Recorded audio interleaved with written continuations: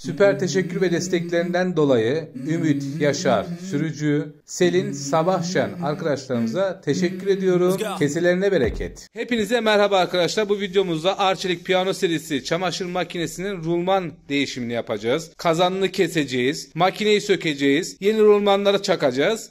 Komple rulman değişimi yapılacak. Şöyle bir detay var. Bu makineler daha yeni piyasaya düşüyor. Bunun modeli 9103 YP modeli. Yekpare kazana sahip. Yani vidalı değil. Inox'ları var bunların. Ayrıca aynı panele sahip başka modelleri de var. Umarım sizler için, videoyu izleyenler için güzel bir kaynak olur. Başlayalım. İlk olarak arka kısmındaki T vidaları, Torx vidaları söküyoruz. 2 tane var. Makinenin kapağı bu tarafa doğru çekilerek çıkarılıyor. Yine arka kısımdaki koruma sacını da söküyoruz. Bunlar yıldız. Bunlar yıldız. Arkadaşın söylediği gibi ustamızın. Benim evimdeki makine de bundan. Inox serisi. Hep içini merak etmiştim. Açmamıştık tabi komple. Gördüğünüz gibi invertör motor var. Arka kısmında motorun kartı. Üst kapağı çıkarttık.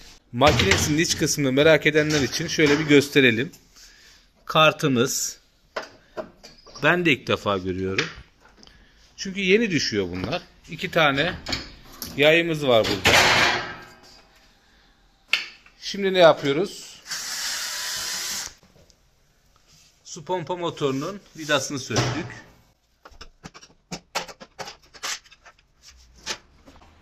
Deterjan kutusu. Burada vidalarımız var.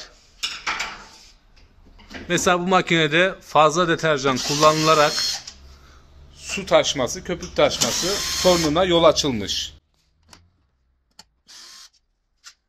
Paneli arıyoruz. Şurada çentiklerimiz var. Deterjan kutusunun contası. Sanırım şöyle içinde olan bir conta. Yalan olmuş. Şurada vidalarımız var. Bunlar sökülecek. Jet motorunun hortumu.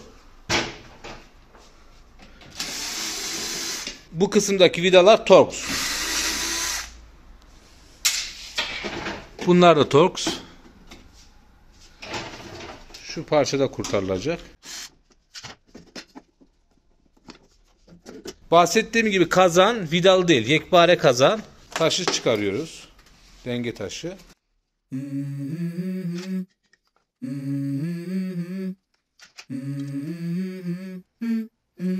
Let's go. Şimdi ne yapıyoruz? Motor kayışını çıkarttık. Rezistans bağlantılarını söküyoruz.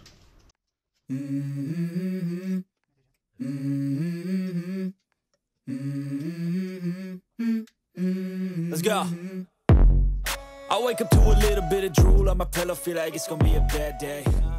Yeah, I'm tired of shit. Şu parçayı da yerinden ayırıyoruz, şu hortumu hava için. Prosestat hortumunu da çıkartacağız.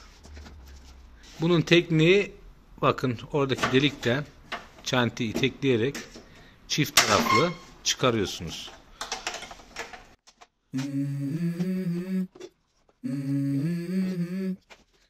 Kapak körüğünü sökeceğiz. Körük değişimini merak edenler için de güzel bir kaynak. Burada yayımız var. Bunu çıkarttıktan sonra içte bir yay daha var. O da buradan biraz zor sökülür. İçten de çıkarmak için ön kapağı sökmek lazım. Yani piyano serisi çamaşır makinelerinde körük değişimi için bu kapağı komple çıkaracaksınız. Şu anda kilitteyiz. Kilidin vidaları var. Oradan da çıkarttık. Alt kısımda da Torx kullanılmış. Aynen burada olduğu gibi. Şimdi bakın tekniği iyi izleyin. Bu şekilde. Şurada kelepçemiz var. Tutuyor. Size videolarımızda gösterdiğimiz su jeti kanalları buradan gider pompa motorundan deterjanı vesaireye geri dönüştürerek tekrar bu kanallar vasıtasıyla makinenin içerisine akıtıyor. Körük değiştirmek isteyenler bu hale getirdikten sonra şuradan ikinci yayını çıkararak körüğü yerinden çıkarıp yenisini takabilirler. Alt denge taşını sökmeye gerek yok çünkü boşluk var. Biz rulman değişimi yapacağımız için bu taşı da ayıracağız. Şimdi alt denge taşını söküyoruz. Sonraki aşamada amortisörler çıkarılacak.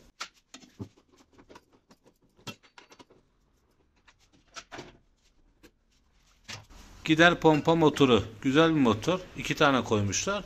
Bahsettiğim gibi birisi su jeti için kullanılan motor. Makine güzel. Ben beğendim yani. Sade. Güzel yapmışlar. Çok karışık değil. Bu Prosestat'ın hortumu. Contayı sökmeden önce altına bir bez, kova bir şey bulun. Çünkü su akacak. Genelde su oluyor içinde. Bu makine biraz beklediği için kuru olabilir. Yine de önemli bir konu. Koyun yani. Ne olur ne olmaz bakalım ne çıkacak. Evet. Yine de su var içinde. Şimdi amortisörlere başlıyoruz. Bakın arkadaşlar burada klipsler var. Bunu içeri itiyorsunuz. Arkadan biraz çekiçle vurduktan sonra çekiyorsunuz. Aslında basit. Zorlaştırma nasıl olur? O klipsi içine itmeden çekmeye çalışırsın. Zorlaştırırsın. Kırarsın bunu. Var. Dışarıda satılıyor. Ya da bir tamirciden isterseniz verir. Ama şurası önemli. Bakın ne kadar kolay bir şekilde çıktı. Diğerleri de aynı şekilde. 1, 2, 3 tane amortisör var bu makinede. Ustamız da bu işte ehil zaten. Gördüğüm en iyi sökücü ve toplayıcı. Acımıyor yani. Maşallah diyelim. Nazar değmesin. Evet. Bu amortisörlerinin klipslerini söktükten sonra şöyle bu tarafa doğru itekliyorsunuz ki ayrılsın. Şu an makineyi askıda tutan şeyler şu yaylar. Şimdi ne yapacağız? Kazanı yerinden çıkaracağız. Dikkatli bir şekilde. Bu kısmı atlayabilirim çünkü kamerayı tutacak başka kimse yok. Ben varım sadece. Reji uyardı reji. Reji ikaz etti, ben tek başıma alırım. Sen ne diyorsun dedi. Alsın bakalım. Yardım edeyim mi? Gerçekten başardı. Aldı. Bu kazan sökülecek. Ayrılacak, kesilecek. Yani şunu belirtmeliyim. İnvertör motor. Bunu sökmeden makineyi tamire başlamıyorsunuz. Rulmanı tamire. Zaten pahalı bir motor. Uzun ömürlü bir motor. Kömür yok bunlarda. O yüzden önce bunu sökeceğiz.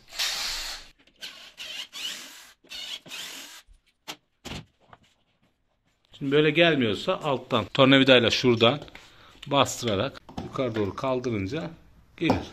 Öbürünü de yap usta. Evet. Easy mi? Easy tabii ki de. Sıra geldi kasna. Kasnağı da sökeceğiz. Rulmanların halinde hep beraber görürüz. Çünkü rulman şikayetiyle geldi bu makine. İlk defa açılıyor. O yüzden zorlanabilirsiniz. Zorlanırsanız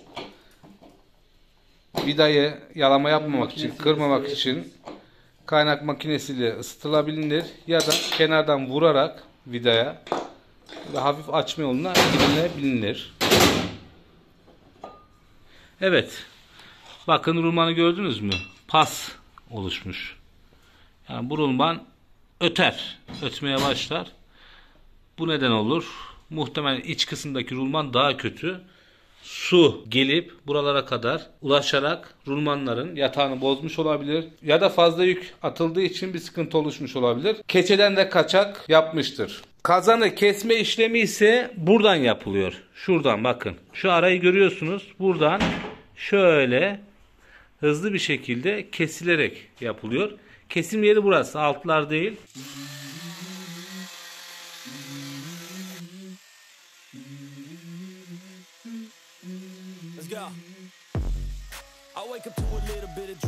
pillow, feel like it's gonna be a bad day. Yeah, I'm tired of shit, and the coffee ain't hit yet, damn, ain't that great. I don't wanna go to work, cause my boss is a jerk, and I'm not even that paid. I need a change in my life, cause I don't feel alive, and there's nothing that makes me happy. Hold my beer for a minute, I'm about to quit my job, cash in for a ticket. I'm going on a trip, and I don't plan to visit. Şimdi arkadaşlar fırçalıyoruz. Şuradaki etleri alacağız. Kaynak yaparken bunlar soruna yol açabilir. Şu kısımlarda biraz yiyeceğiz şeyle. Spiralle. Çünkü kaynak burada probleme yol açar. Şunları falan. Yine kapağı da fırçalıyoruz.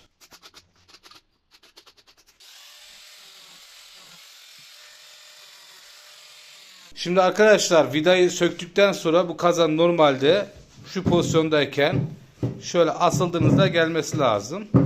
Gelmiyorsa başka bir teknik uygulayacaksınız. Hemen onu da gösterelim. Arkasına bir tane vida takacağız. Torun çekiciyle vurarak yerinden çıkarmayı deneyeceğiz. Çıkacak mı? Çıkacak tabii ki de.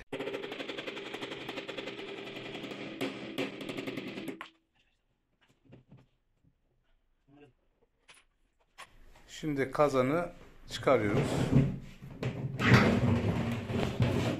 Arçelik çamaşır makinesinin su paleti nasıl değiştirilir? Kazanı söküp ayırmadan değiştiremezsiniz. Vidası burada. Hiç makinenin içerisinden uğraşmayın. Kazan kesildikten sonra kestiniz, ikiye ayırdınız. Vidaya erişip su paletleri değiştirebilirsiniz. Başka yolu yok. Rulmanın birisi çıkarıldı. Yani dıştaki.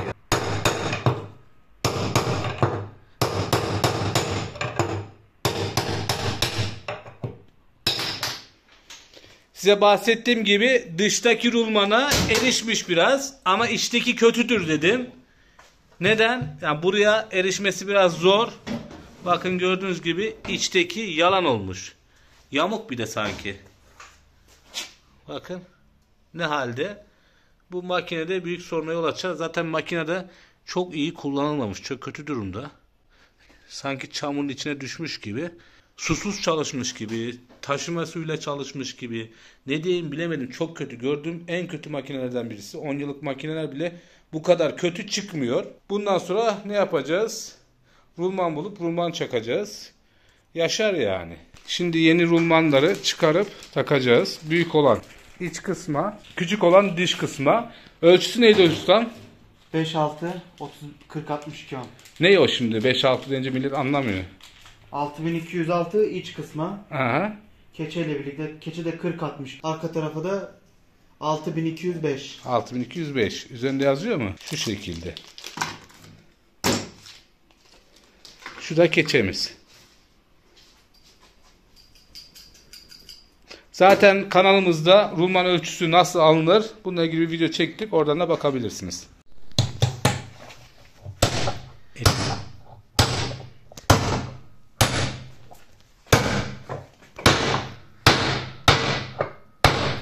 Şimdi sesi duydunuz mu ya? Tok tok tok ederken tak tak. Yani boşluk yokmuş gibi bir ses verdi. O sese kadar çakıyoruz. Ve burada böyle bir sıfır olacak neredeyse.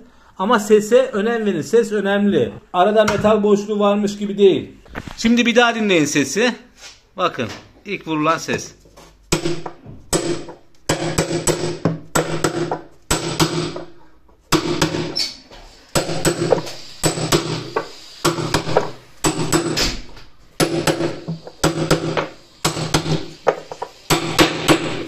Aldınız mı sesi?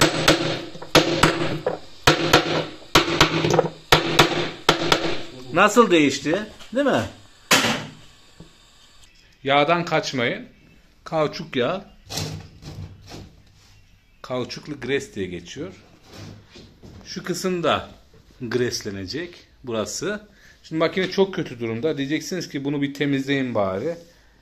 Evet. Bunu temizlemek için 3-4 saat daha zaman ayrılması lazım. Ben biraz uğraştım. Çıkmıyor bazı şeyler. Yani temizleyebildiğimiz kadar temizleyeceğiz ama hepsinin çıkacağını zannetmiyorum. Bir de temizlerken şöyle bir sıkıntı var. Metal gitmiş oluyor. Siz temizliyorsunuz, elinizde kalıyor.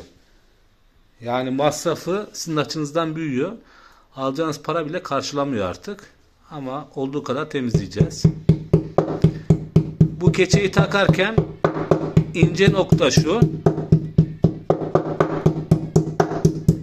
Keçe sıfır olacak. Yan tarafıyla. Sıfır olacak. Kenarlarda boşluk varsa Japon yapıştırıcısı dökebilirsiniz.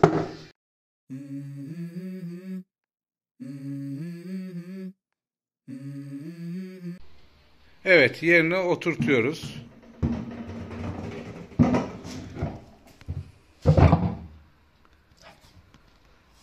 Sonrasında kasnağı takıyoruz. Kaynak yapıyoruz. Sonra da makine toplanıyor. Buradan sonrasını çekmeye gerek var mı? Kaynak kısmını göstereceğim size.